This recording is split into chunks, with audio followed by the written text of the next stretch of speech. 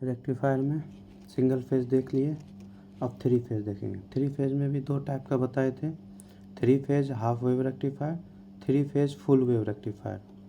तो दोनों देखते हैं, दोनों साथ साथ देखेंगे, फार्मूला ही है, तो दोनों एक साथ लेके चलेंगे तो आसान रहेगा। Three phase half wave rectifier 3 pulse का होता है, ठीक है। और three phase full wave rectifier जो होता है वो होता है 6 पल्स। जो आउटपुट में आता है वो उसमें आता है 6 पल्स आता है, ठीक है। इसका सर्किट डायग्राम कैसा होता है तो पहले वो देख लीजिए। तो देखिए इसमें हाफ वेव में सर्किट डायग्राम कुछ ऐसा होता है,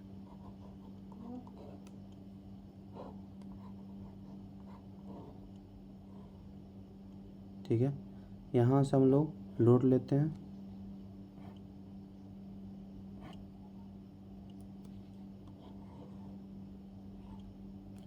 यहाँ से लोड लेते हैं, यहाँ कनेक्ट करते हैं लोड, फिर ये हो गया न्यूट्रल, ये हो जाएगा RYB, देते हैं ना न्यूट्रल के रिस्पेक्ट में, तो RYB, ठीक है।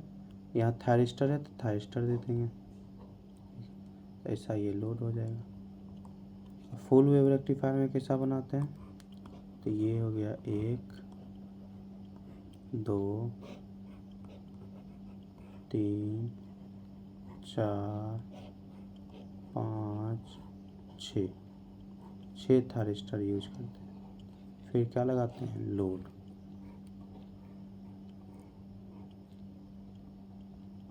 थायरिस्टर है तो थायरिस्टर का सिंबल कुछ ऐसा होता है, ठीक है। यहाँ ले लेंगे R सप्लाई, यहाँ ले लेंगे Y सप्लाई, और यहाँ ले लेंगे B सप्लाई, तो RYB हो गया। तो ये हो गया T1 T2 T3 T4 T5 T6, ठीक है। तो 6 थायरिस्टर यूज होता है। हाफ वेव रेक्टिफायर में 3 ही थायरिस्टर यूज होता है, T1 T2 T3। तो इस प्रकार सर्किट डायग्राम होता है, ठीक है। अब three phase half wave rectifier, three phase full wave rectifier में दो पार्ट में बांटा गया। अगर alpha less than equal to 30 degree होगा हाफ वेव रेक्टिफायर में, तब क्या होगा, अल्फ़ा ग्रेटर देन 30 डिग्री होगा तब क्या होगा। Three phase full wave rectifier में alpha less than equal to 60 degree होगा तब क्या होगा, अल्फ़ा ग्रेटर देन 60 डिग्री होगा तब क्या होगा, ठीक है। अल्फ़ा मतलब फायरिंग एंगल, तो फायरिंग एंगल का अगर मान 30 डिग्री से कम है तो क्या होगा, तो पहला लेते हैं अल्फ़ा जो है less than equal to 30 degree for all load, सभी लोड के लिए, ठीक है। और इसमें लेंगे alpha less than equal to 60 degree का तब, ठीक है। तो इसमें लोअर लिमिट लेते हैं, क्या लोअर लिमिट लेंगे और अपर लिमिट लेंगे, इसमें भी लोअर लिमिट लेंगे और अपर लिमिट, है ना, कहाँ से कहाँ तक जाता है इंटीग्रेशन। तो इसमें लोअर लिमिट रहते हैं π/6 प्लस अल्फ़ा, यहाँ लेते हैं 5π/6 plus alpha, 5π/6 plus alpha. Full wave लेते हैं π/3 प्लस अल्फ़ा, 2π/3 प्लस अल्फ़ा। अब इससे हम लोग निकालते हैं V0 एवरेज, V0 RMS। तो इसका सीधे V0 एवरेज आ जाता है अल्फ़ा लेस देन 30 डिग्री में, याद रखिएगा V0 एवरेज बराबर होता है 3VML। सोर्स का VM लेंगे, उसका line voltage by 2π into cos alpha, ये सभी लोड के लिए वैलिड है। उसी तरह से फुल वेव रेक्टिफायर में लेंगे V0 बराबर VML लाइन मैक्सिमम वोल्टेज का line current voltage by pi into cos alpha by 2π, यहाँ पे पाई, ये ध्यान रखिए, ठीक है। V0 RMS निकालते हैं, तो V0 RMS क्या हो जाता है, VM phase upon √2 into 2π/3 into 2π/3 plus 1/2 into sine 2l minus sine 2u पूरा पर हाफ पावर। l क्या है, ये है π/6 प्लस अल्फ़ा, u क्या है 5π/6 प्लस अल्फ़ा। पुट कर देंगे। फुल वेव रेक्टिफायर, ये फुल वेव रेक्टिफायर का ये किसका है, half wave rectifier, 3 phase half wave rectifier. इसमें V नॉट RMS निकालेंगे तो क्या निकलेगा, तो ये हो गया पहला, इसका भी पहला कंडीशन। इसमें पहला कंडीशन में पहला ये हो गया, दूसरा फार्मूला ये हो गया। इसमें पहला ये हो गया, दूसरा ये हो गया। V नॉट RMS इसमें निकालेंगे तो क्या हो जाएगा, VML upon √2 into π/3 plus half sine 2l minus sine 2u पूरा पर पावर हाफ, तो ये होता है। ठीक है। अब जब अल्फ़ा ग्रेटर देन होगा 30 डिग्री इस side half wave rectifier, alpha greater than 60 degree होगा फुल वेव रेक्टिफायर, तब क्या होगा, तो half wave rectifier 3 phase half wave rectifier, इधर क्या है 3 फेज फुल वेव रेक्टिफायर। दूसरा केस ले लेते हैं ना, दूसरा केस क्या होगा, अल्फ़ा ग्रेटर देन 30 डिग्री होगा तब क्या होगा। इसमें दूसरा केस क्या हो जाएगा, अल्फ़ा ग्रेटर देन 60 डिग्री होगा तब क्या होगा। तो इसमें फिर लोअर लिमिट अपर लिमिट लेंगे, तो लोअर लिमिट होता है π/6 प्लस अल्फ़ा, बीच में आता है पाई, फिर अपर लिमिट आता है 5π/6 प्लस अल्फ़ा। इसमें भी same lower limit upper limit. Lower limit क्या हो जाएगा π/3 प्लस अल्फ़ा, फिर पाई से गुजरता है, फिर 2π/3 प्लस अल्फ़ा। ठीक है। अब इसमें हम लोग V नोट एवरेज निकालते हैं, तो ये आता है आपका VM phase upon 2π/3 into 1 plus cos π/6 plus alpha. Simple. इसमें V नोट एवरेज आता है, इसमें पहला, इसमें V नोट एवरेज बराबर आता है VML, ध्यान से देखिएगा यहाँ फेज है, यहाँ पर L है लाइन है, upon π/3 into 1 plus cos π/3 plus alpha, ये आ जाता है। उसी तरह से V नोट RMS निकालेंगे, तो V नोट RMS क्या हो जाएगा, दूसरा V नोट RMS, तो V नोट RMS इसमें हो जाता है VM phase upon √2 into 2π/3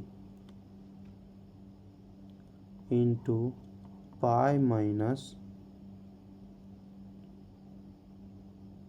π/6 plus alpha plus 1/2 sine 2l पर पूरा पावर हाफ। सही है। इसमें हो जाएगा V नोट RMS बराबर VML upon √2 into π/3 pi minus π/3 plus alpha plus 1/2 sine 2l पर पावर 1/2। 2l क्या है π/3 प्लस 6, सॉरी π/3 प्लस अल्फ़ा, इसमें l क्या है π/6 प्लस अल्फ़ा। तो V नोट RMS निकाल लेंगे। ठीक है। अब इसमें एक क्वेश्चन और पूछा हुआ भी है। ठीक, IS जो सोर्स करंट है उसका वेव फॉर्म बनाइए, फिर उससे कुछ फाइंड करने के लिए बोलता है। ठीक है। तो IS में क्या होता है कि हार्मोनिक्स आ जाता है, तो सोर्स सोर्स करंट का देखिए कैसे होता है, 0 रहता है, ठीक है, कब तक, π/2 तक, फिर I0 हो जाता है, फिर हो जाता है I0 के बराबर कहाँ तक, 210 डिग्री तक, ठीक है, फिर क्या हो जाता है, 0 रहता है। तो ये कहलाता है T1 टाइम पीरियड, ठीक है। वही फुल वेव में बनाएंगे तो फुल वेव में कुछ ऐसा आता है, नीचे पहले माइनस से स्टार्ट होता है, माइनस से 90 तक जाता है, 90 तक, तो ये -I0 के बराबर होता है, फिर 0 रहता है 150 तक, फिर I0 के बराबर होता है 270 डिग्री तक,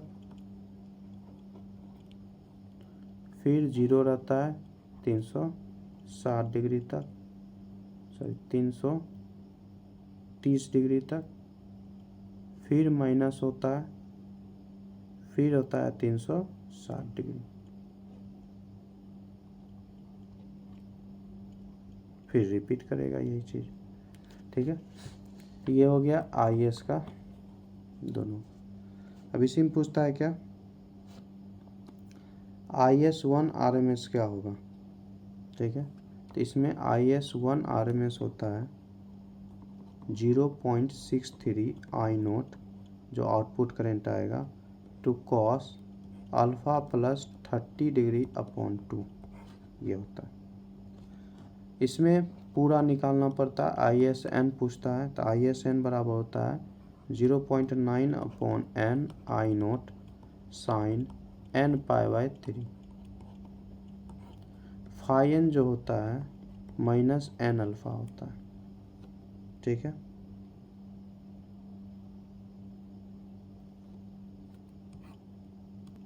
यहाँ जो n रहता है, n क्या लेंगे, ये लेते हैं 6k ± 1, के बराबर 0 1 2 1 से स्टार्ट करते हैं, 1 2 3 4, तो n का वैल्यू आएगा, पुट करेंगे वही आएगा करंट सोर्स का। इसमें जो g आता है, g बराबर आता है 3/π, फिक्स रहता है।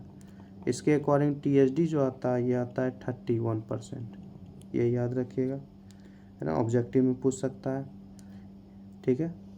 फिर इसमें पूछता है FDF fundamental distortion factor, displacement factor cos alpha, फिर पूछता है ना, ये हाफ वेव में, फुल वेव में ज़्यादा पूछता है।